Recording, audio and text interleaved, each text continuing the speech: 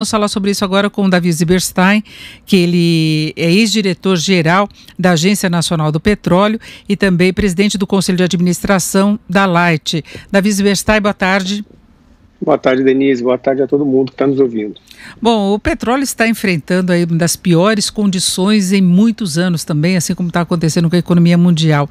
Países produtores não conseguiram, e há um desentendimento entre eles até do ponto de vista político, mas houve esse acerto para a redução da oferta que não está dando resultado mesmo, né?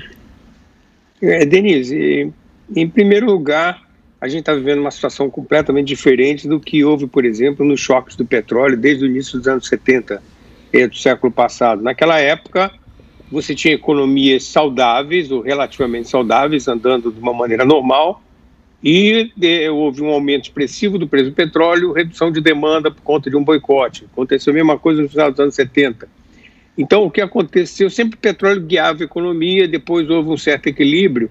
Só que o que acontece agora, você fez menção a cortes de produção, na realidade, quem cortou a produção, quem gerou o corte da produção foi a demanda, ou seja, as pessoas, os mercados cortaram de uma maneira, primeiro, muito abrupta e em volumes expressivos como nunca a gente teve antes, o consumo. Então, eu diria que essas reuniões, primeiro começou antes da crise da pandemia agora da Covid-19, existia uma reunião, vão se acertar a Rússia, a Arábia Saudita, nos cortes, quer dizer, você já tinha uma tendência, eles já estavam fazendo isso porque já havia uma tendência de uma demanda decrescente em função de uma oferta, diante de uma oferta crescente.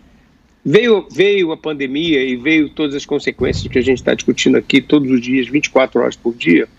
A própria demanda se encarregou de tornar inócua qualquer atitude, seja da Rússia, da Arábia Saudita, dos Estados Unidos, de quem quer que seja, ou seja, se eles não cortarem a produção, eles não vão ter para quem vender de qualquer maneira. E não tem mais aonde estocar. Os estoques mundiais estão em níveis altíssimos. Você tem petroleiros parados que viraram grandes fontes de estocagem de petróleo. Então, não há, na minha opinião, assim como todas as atividades econômicas de uma maneira geral, o setor de petróleo hoje ele é refém do que está acontecendo. E não ao contrário como acontecia antigamente, que as economias eram muito balizadas e muito afetadas pelo que acontecia no setor de petróleo.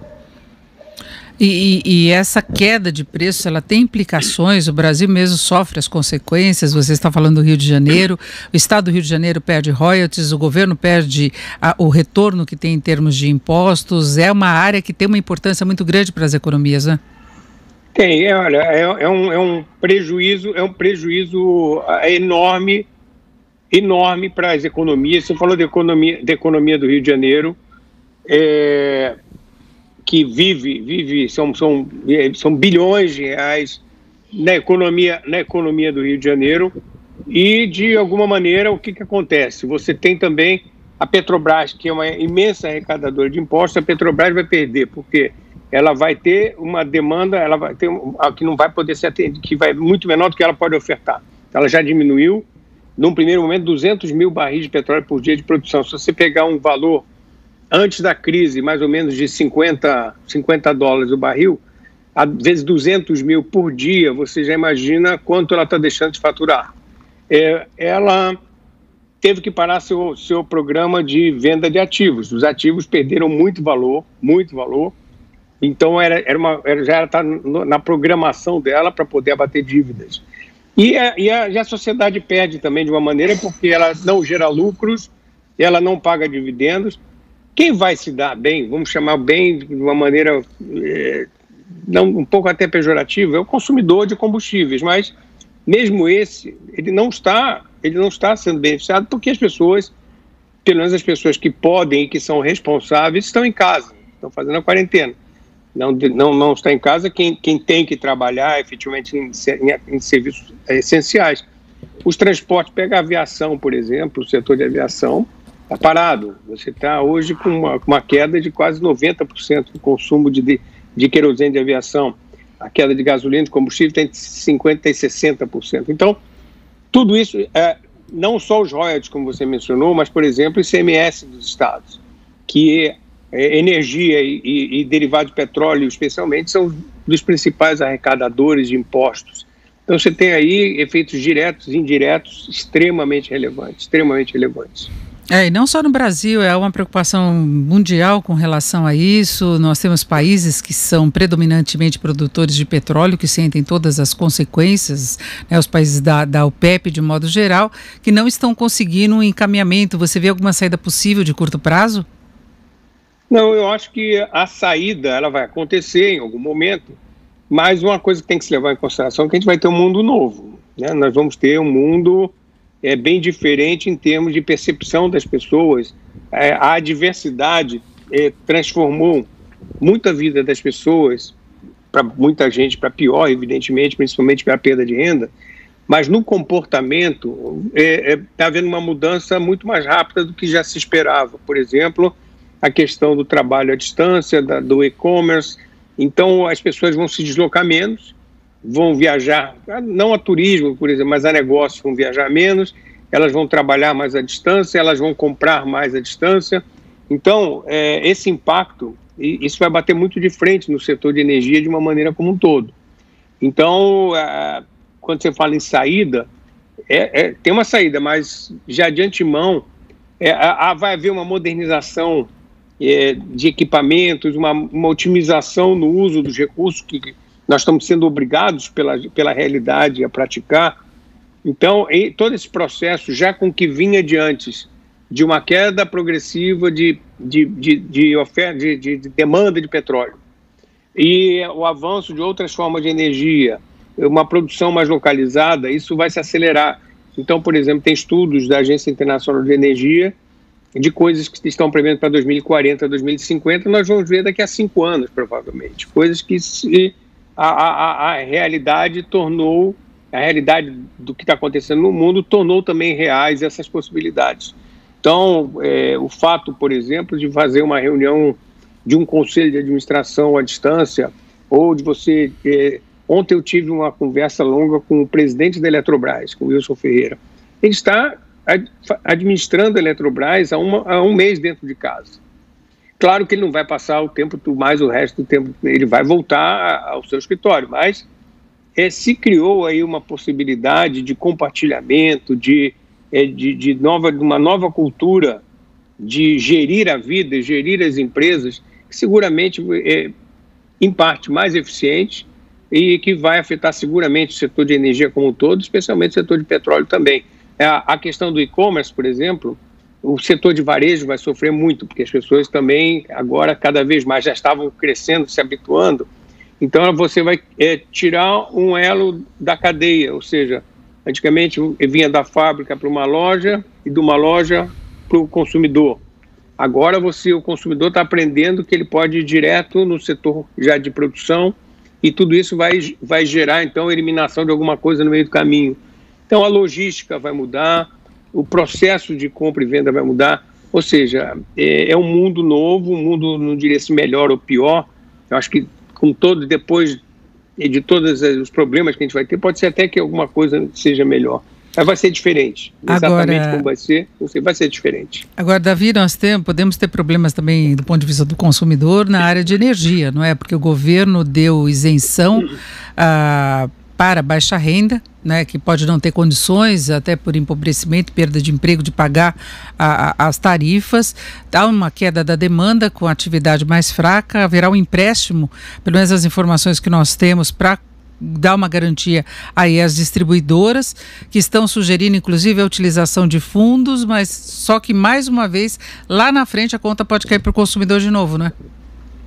A conta, na realidade, vai sair para alguém, né? Se não for para o consumidor, vai ser para o contribuinte. No fundo, por exemplo, no caso da eletricidade, são quase as mesmas pessoas, né? A eletricidade é um bem consumido por praticamente 100% da sociedade. Quer dizer, o que acontece se tem uma cadeia no setor, você está falando do setor elétrico, a distribuidora, que em São Paulo tem algumas distribuidoras, tem 3 distribuidoras, 4 no Rio tem 2, enfim, nos outros lugares também tem. Elas, no fundo, são aquelas que entregam energia na sua casa. Ela, no fundo, ela arrecada. Do que ela arrecada, ela fica com 18%, mais ou menos, 18%, 19%. O resto, ela arrecada impostos, ela arrecada os chamados fundos setoriais, que são diversos penduricalhos que você paga na sua conta e que tem destinações diversas e paga a energia que ela compra. Então, ela coleta, ela é um coletor de dinheiro e impostos, essencialmente. Se você começa a ter uma inadimplência, as pessoas começam a não pagar por diversos motivos na ponta, aquilo você tem uma grande chance que aquilo se propague para todos os segmentos que estão atrás daquela conta que você paga. Então, essa questão do governo, na questão do baixa renda, o governo vai assumir o essencial disso. Tem a questão vamos chamar da inadimplência autorizada, ou seja, de não pagar, não permitir os cortes ao longo de 3 meses. Mas isso não é, ao contrário da baixa renda, isso não é anistia de pagamento, isso aí é postergação. Então você está diferindo, ou seja, a pessoa vai ter que pagar lá na frente. Então o que se pode imaginar é que se forem só os 3 meses mesmo, é que no 4º mês a pessoa vai ter que pagar a conta do mês e 3 contas atrasadas. Isso não está claro como é que vai acontecer. Então vai ter que pagar 4 contas, e eu acho que não é de má fé hoje quem deixa de pagar, porque a pessoa hoje nessa situação de crise, de incertezas, de medo sobre o que vai acontecer, ela vai dizer, se eu puder não pagar, eu vou segurar isso comigo, mas só que lá na frente ela vai ter que pagar. Então, se imagina talvez uma situação bastante complexa e crítica lá na frente. O setor comercial, por exemplo, shopping centers fechados, lojas fechadas, esse pessoal, mesmo não consumindo como consumia, continua recebendo conta de luz, continua tendo obrigações, como coisa importante. Então, vai haver necessidade, sim, de um entendimento e de uma discussão bastante... Não adianta ninguém partir para a justiça, dos dois lados, eu falo. Eu acho que tem que se procurar uma solução que...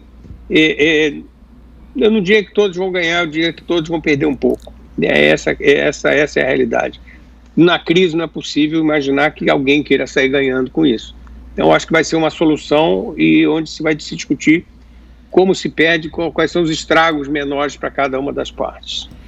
Agora lá na frente pode vir um tarifaço, se pretende utilizar fundos que possam compensar em certa medida o custo dessa operação toda, mas a conta chega lá na frente, né?